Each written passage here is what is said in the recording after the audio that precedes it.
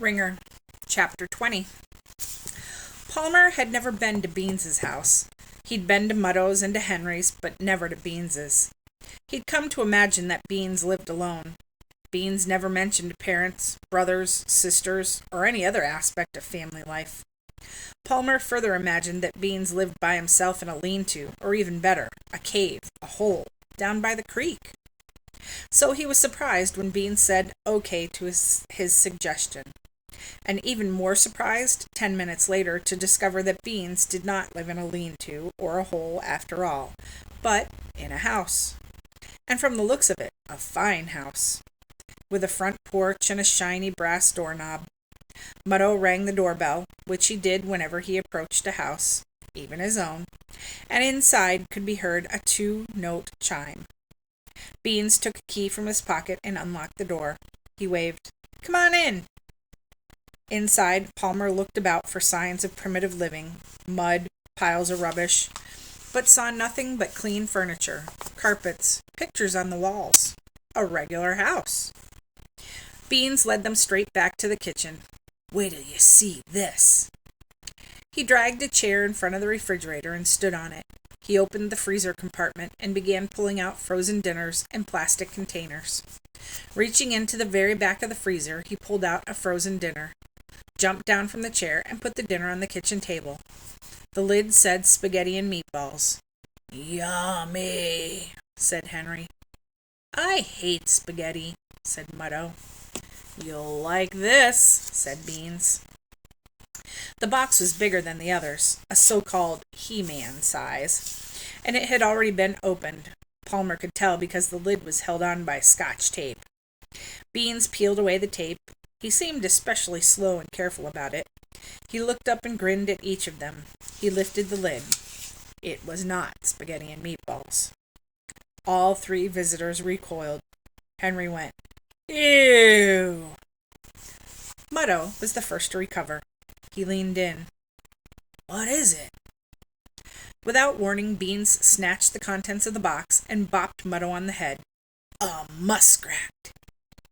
He threw it on the table. It clattered like a piece of wood.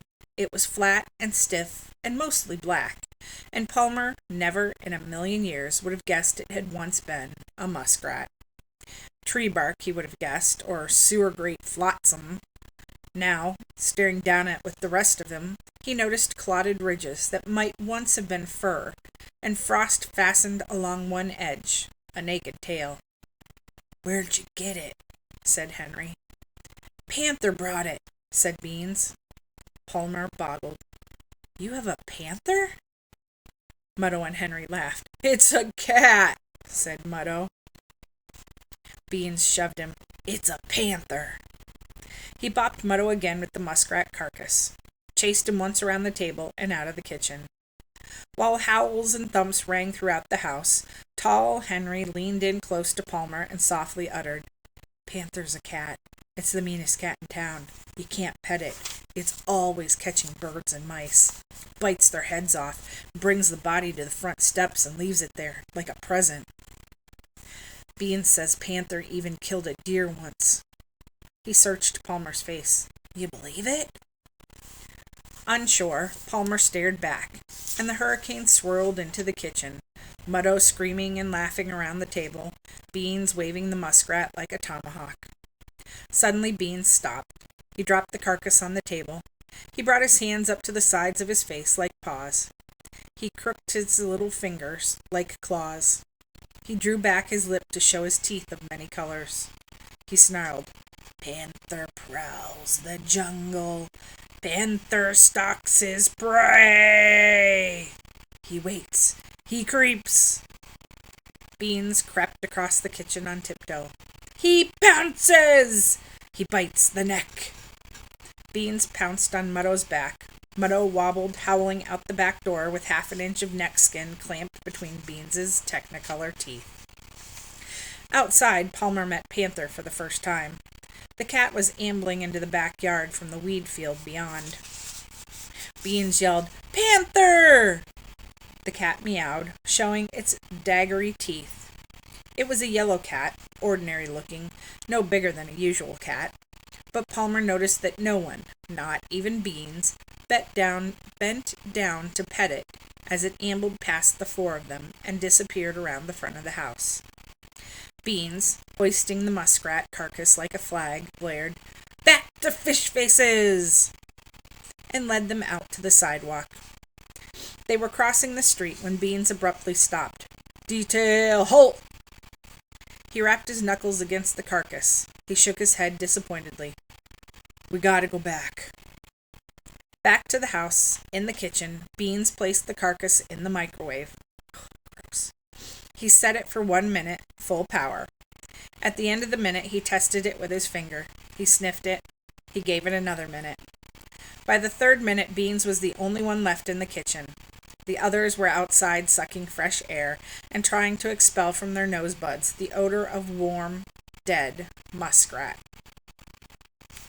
Beans finally came out carrying a supermarket bag.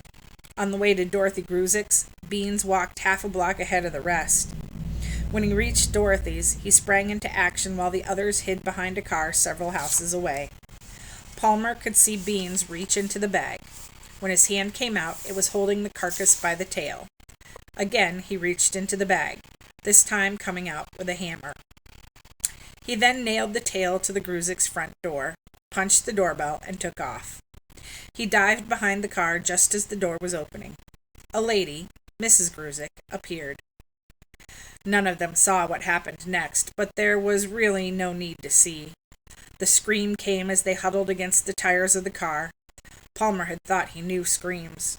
He'd heard plenty of them in the movies and on TV, and at sporting events, but what he heard now was something else. It was real, and it sent icy buckshot through his body. They heard the door close.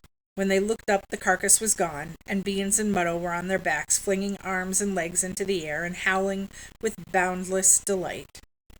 It was during this celebration that Muddle, looking straight up into the gray January sky, said, in a voice both dreamy and weary from laughter, "Hey, ain't that a pigeon?"